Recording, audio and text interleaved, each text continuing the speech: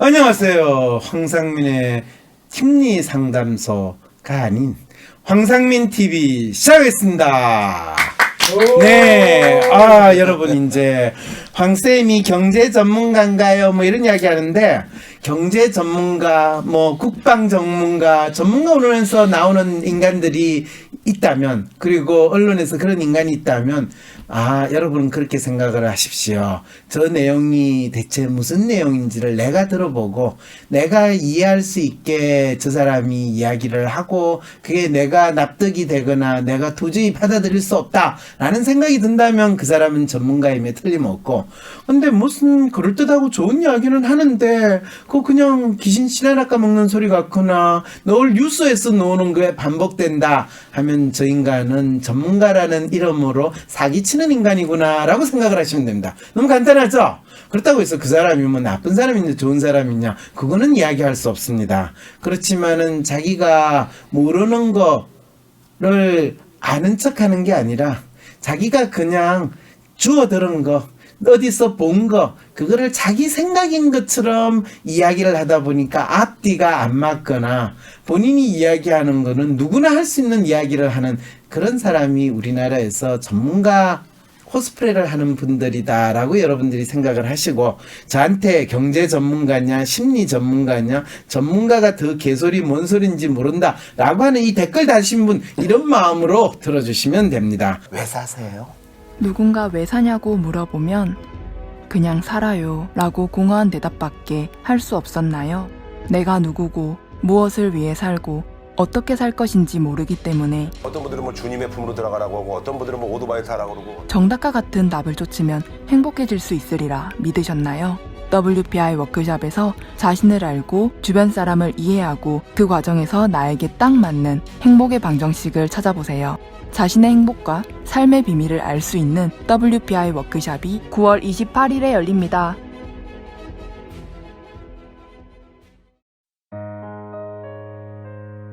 위즈덤 센터가 삶을 고민하는 많은 분들에게 사회적 기업 활동으로 무료 상담을 받을 수 있는 프로그램을 만들었습니다. 상담 비용이 부담스러우신 분, 자신의 고민이나 아픔의 정체가 무엇인지 알지 못해 상담을 주저하셨던 분을 위해 상담 기회를 제공합니다. 상담을 통해 자신의 마음을 확인하고 자신의 문제에 대한 통찰을 경험할 수 있을 것입니다. 때론 귀여움으로, 때론 멋진 스타일로, 때론 호통으로, 또는 날카로운 통찰로, 때론 허당미까지 당신의 불면을 밝혀줄 황상민의 심리상담소가 훨훨 날아갈 수 있게 작은 약속이 모여 응원해주세요. 후원해주세요. 당신의 후원으로 쑥쑥 크는 황심소. 해피 나눔을 통해 후원 가능합니다. 자, 그런데 지금 이번에 황상민 TV에서 다루고자 하는 뉴스는 아닌데 이 신문 기사를 어떤 분이 보내왔어요. 그 기사는 전인범 전 특전사령관. 특전사령관이니까 지금 뭐 전쟁 운운하는 이때에서 뭔가 이분이 뭔가 중요한 이야기를 하실 거라는 생각에서 기사가 났나 봐요.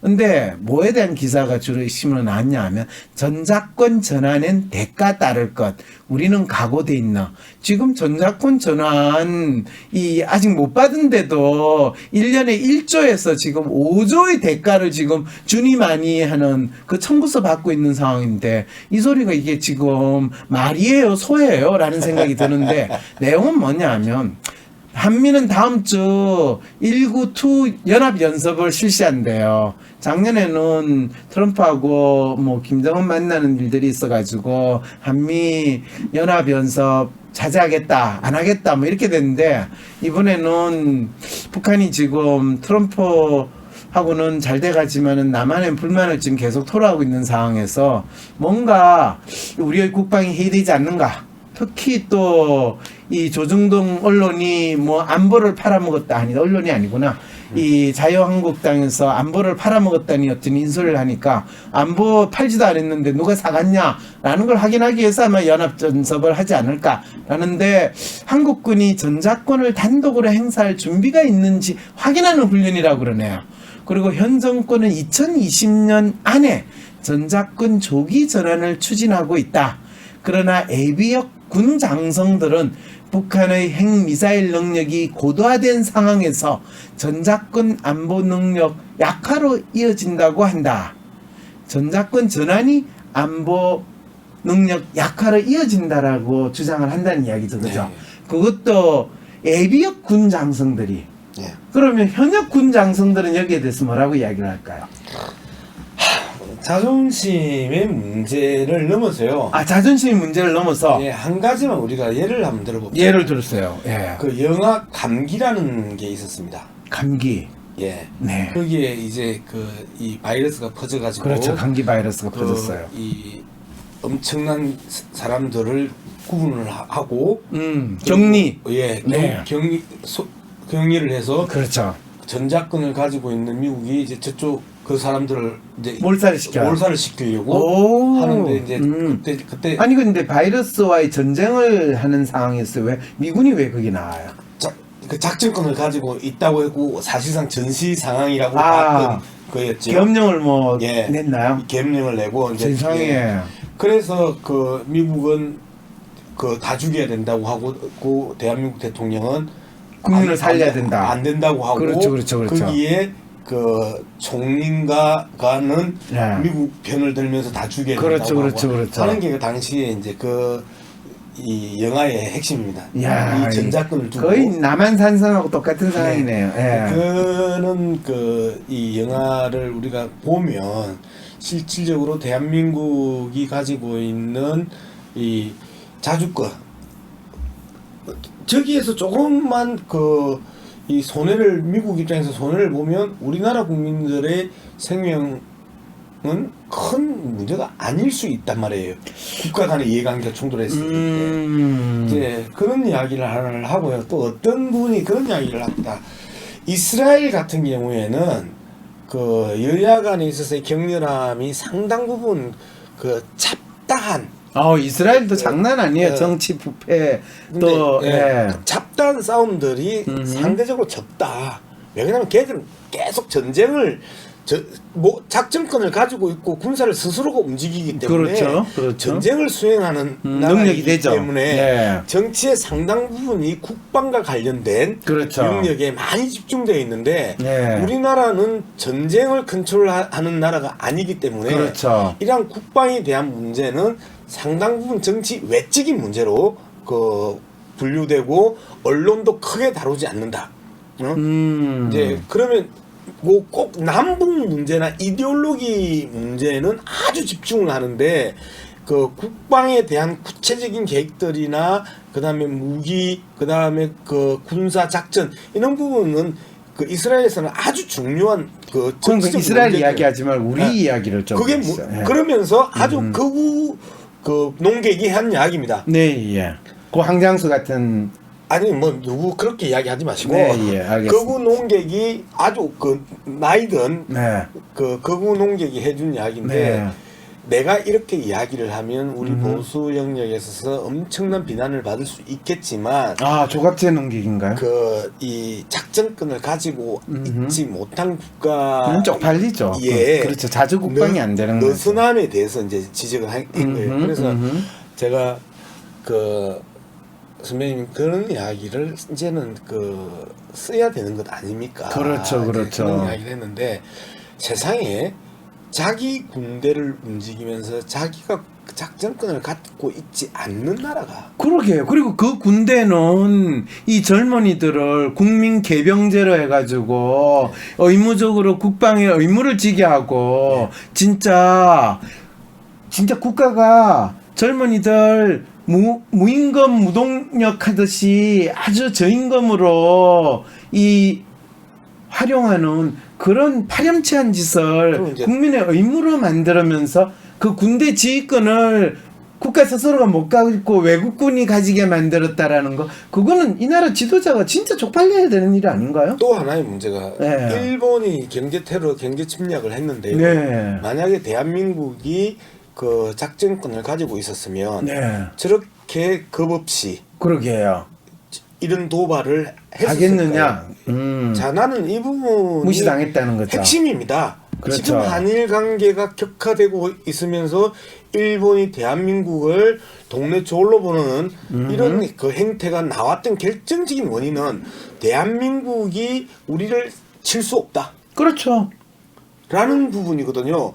그런데 대부분의 전쟁이라는 게 경제 전쟁이든 어떤 전쟁이든 양쪽 그렇죠. 국가의 갈등이 심화되면 심화될수록 마지막에는 까불면 쏜다. 그렇죠. 여기까지 간단 말이에요. 그렇죠. 근데 대한민국은 전시 작전권을 가지고 있지 않기 때문에 우리를 쏘고 싶어도 저희들은 못 쏴. 급대가리가 상실된 거죠. 북한을 저렇게 자극하지 않아요. 일본은. 그렇죠. 그런데 남한은 그렇게 이렇게 자극을 하고 들어오는 부분 또한 전시의 작전권을 안 가지고 있는 나라이기 때문에. 그런데 그런 거를 왜 뭐 현역 장성들이나 군인 입장에서는 그런 의견을 표현하는 게 그렇다 하더라도 그 이미 장성까지 지내신 분이라면 우리가 전시 작전권이 없었음에 대해서 쪽팔려 하고 후배들이라도 떳떳하게 이 작전을 행사할 수 있는 그런 능력을 해야지. 왜 북한의 핵미사일 상황에서 우리가 안보에 공백이 생긴다 이런 쪽팔리는 이야기를 하냐 이거예요. 옛날에 이 노무현 대통령도 그랬잖아요. 아니 지금 대한민국 장성들은 북한보다 10배 이상의 국방비를 사용하고 무기도 첨단 무기를 가지고 있다 하면서 북한의 공격 능력에 대해서 우리가 스스로 작전을 수행할 수 없다라고 하는 건 그건 너무 쪽팔리는 일은 아니냐라고 이야기했을 때 그분들은 쪽팔림을 느꼈을까요? 아니면 저 어쩌고 저쩌고 하면서 무시하려고 했을까요? 쪽팔림을 느꼈겠죠. 쪽팔림을 느꼈을까요, 진짜? 무슨 쪽팔림을 느꼈을까요? 자기들이 대한민국의 그 국문에 투신을 해서 지금까지 수많은 그 삶을 거기에서 다 보냈는데. 근데 그분들은 생계형으로 군문에 종사한 거지, 뭐 작전권을 행사하거나 군인으로서의 명예를 유지하기 위해서 군문에 종사한 건 아니시지 우리가 처음에 않을까요? 심리학을 시작을 해가지고 그 이 심리학자로서의 대가를 이룬 한 교수께서 니 먹고 살라고 뭐 공부한 거잖아. 그렇죠. 라고 그 비판을 하는 거하고 당신의 전문성, 당신이 평생 헌신하고 고민하고 연구해온 이 영역에 대한 전문성을 무시하는 거하고 좀 다르잖아요. 그렇잖아요. 뭐 내가 다들 먹고 살라고 하는 거죠. 생존을 위해서 하는 거죠. 그렇죠. 그게 직업이에요. 그걸 인정을 하고 시작을 해야죠. 직업이라는 게 뭐예요? 영어로 그렇죠. 이야기하면 프로 아니에요? 프로페셔널. 그렇죠. 우리는 항상 문제는 아마추어리즘 또는 세미 프로페셔널들이 다 조졌다. 그래서 국방 그걸 진짜 프로페셔널 하려고 하면 국민 계명제로 해가지고 징집을 하지 말고 모병제로 해서 우리의 군인들을 프로페셔널하게 양성을 하면 그 쫄병 10명의 임금을 모아가지고 한 명 전문 직업 군인으로 하면 아무 문제가 없잖아요. 근데 그걸 왜 안 하냐 이거예요. 그 문제가 또 좀 다른 문제잖아요. 왜요? 뭐가 달라요? 자, 군사를 모으는 방식이 증명된지 뭐든지 그 부분은 또 다른 부분이고 우리나라의 군부를 이끌어가고 있는 군 지도자들이 그 존재를 하고 있고 그들이 대한민국 그 국방을 컨트롤하고 있는 전문성에 대해서 우리가 인정을 해줘야 되는 것이고. 아니 그 전문성에 대해서 왜 인정을 해줘야 돼요? 그럼 누가 전문성이 있어요? 아니 그러니까 지금 우리 군 장성들이 전문성이 있느냐 없느냐는 제 이야기 조금만 들어보세요. 그 전문성은 그들의 자존심으로 표현이 돼야 되고요. 그런데 자존심이 지금 이런 없는 분들인데? 전인범 같은 그 전 특전사 사령관 같은 이런 사람들이 후배들의 전문성과 자존심을 지금 강근히 모욕하고 훼손시키는 거 아니에요.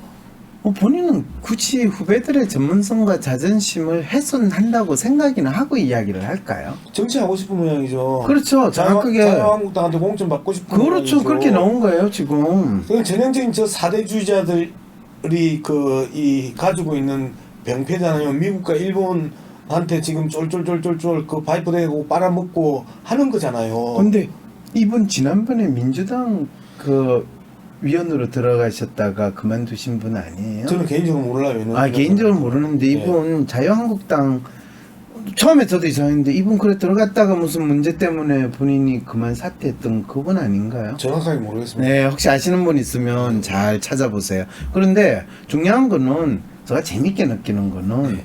이 민주당의 국방부 장관 하시던 분들이 네. 간혹 가다가 한 말씀 하실 때 보면 네.